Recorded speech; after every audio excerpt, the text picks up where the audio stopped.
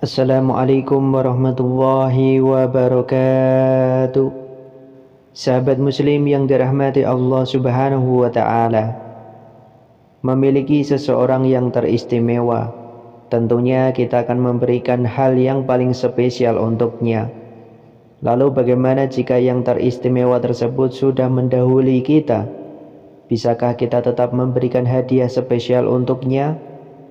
Hadiah paling spesial bagi yang teristimewa yang sudah mendahului kita menghadap Allah subhanahu wa ta'ala, yaitu doa.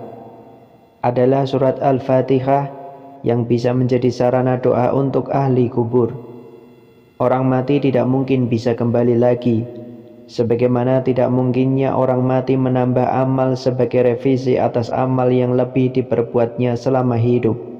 Karena sedari masa hidupnya telah diingatkan bahwa ad-dunya masra'atul akhirat. Itu artinya masa hidup merupakan momentum penanaman dan masa mati adalah waktu untuk memanen. Maka janganlah mengharap untuk menambah amal ketika telah mati. Nikmati saja hasil dari amal ketika hidup. Di antara bentuk tanaman yang bisa diunduh saat mati adalah apa yang pernah dikatakan Rasulullah SAW dalam hadis yang terkenal. Apabila manusia meninggal dunia, terputuslah segala amalannya, kecuali dari 3 perkara: sedekah jariyah, ilmu yang bermanfaat, atau anak soleh yang mendoakannya. Hadis riwayat Muslim, Abu Daud, dan Nasai. Sesungguhnya 3 hal ini tidaklah bersifat paten apa adanya, tetapi dapat dimaknai sebagai sebuah inti yang dapat dikembangkan. Misalnya dalam konteks ilmu yang manfaat.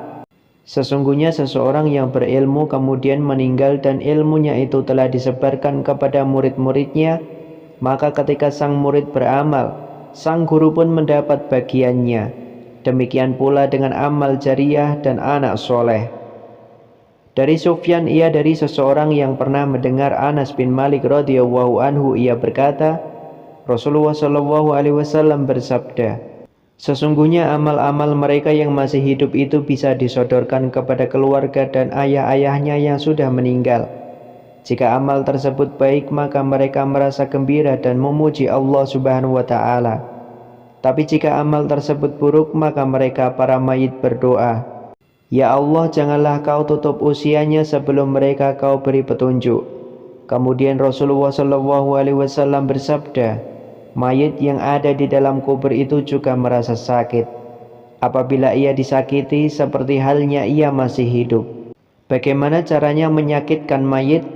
Demikian beliau ditanya, apabila engkau bersengketa dengan seseorang, kemudian seseorang tersebut mencacimu dan mencaci kedua orang tuamu yang sudah meninggal.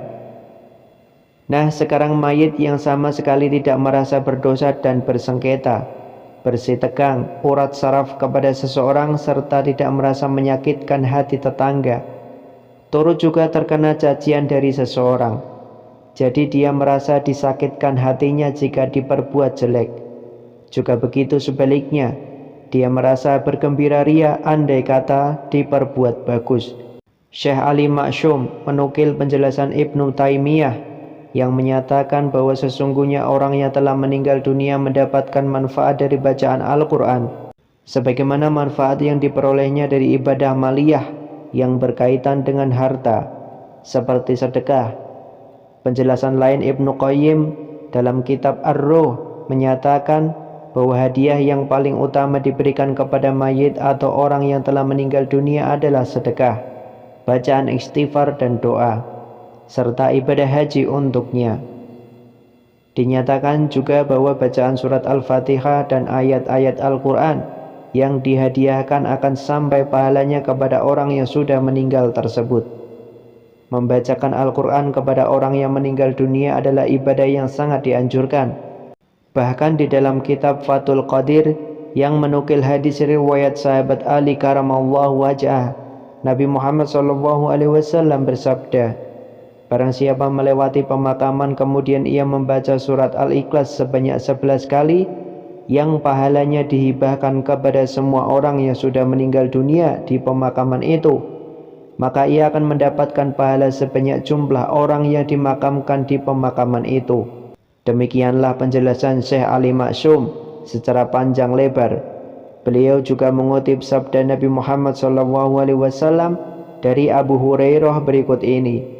Barang siapa memasuki komplek pemakaman kemudian ia membaca surat Al-Fatihah, lalu surat Al-Ikhlas, lalu surat At-Takasur, kemudian ia mengatakan bahwa saya memberikan pahala bacaan tersebut kepada para ahli kubur dari kalangan orang mukmin laki-laki dan perempuan, maka mereka semua para ahli kubur akan mendapatkan pertolongan dari Allah Subhanahu wa Ta'ala. Kemudian setelah hari kiamat tiba, manusia yang meninggal dunia akan melakukan tahapan kehidupan di alam akhirat. Namun sebelum memasuki kehidupan alam akhirat tersebut, manusia harus memasuki alam kubur atau yang disebut juga dengan alam barzah. Alam kubur ini pula yang disebut-sebut sebagai pintu gerbang menuju akhirat atau batas antara alam dunia dan alam akhirat.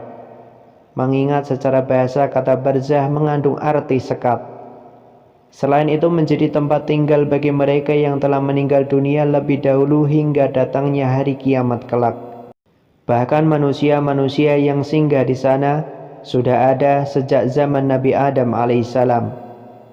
Manusia yang berada di alam kubur akan dibangkitkan oleh Allah pada hari kebangkitan sesuai dengan surat Ghafir ayat 46. Kepada mereka diperlihatkan neraka pada pagi dan petang, dan pada hari terjadinya kiamat. Dikatakan kepada malaikat, masukkan Fir'aun dan kaumnya ke dalam azab yang sangat keras.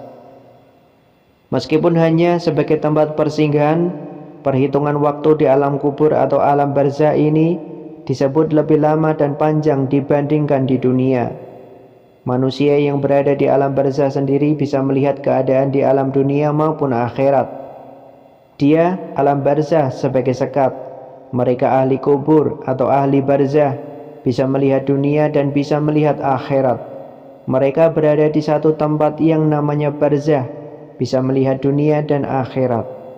Selain diperlihatkan keadaan dua alam akhirat dan dunia, manusia di alam barzah juga ada yang sudah mendapatkan balasan akibat perbuatannya di dunia.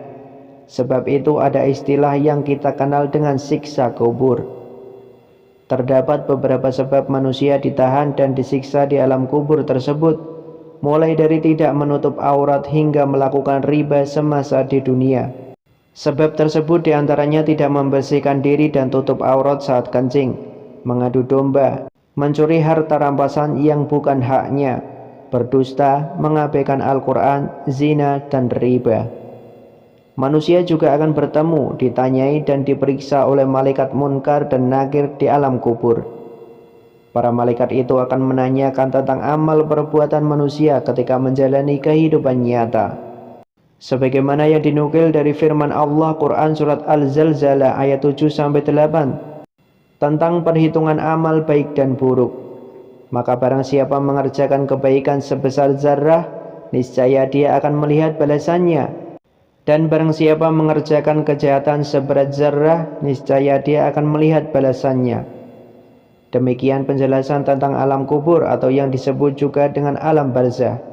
Semoga wawasan ini bisa membuat kita semakin meningkatkan bekal amal soleh untuk di akhirat kelak. Amin ya rabbal alamin. Wallahu a'lam bishawab. Semoga bermanfaat. Wassalamualaikum warahmatullahi wabarakatuh.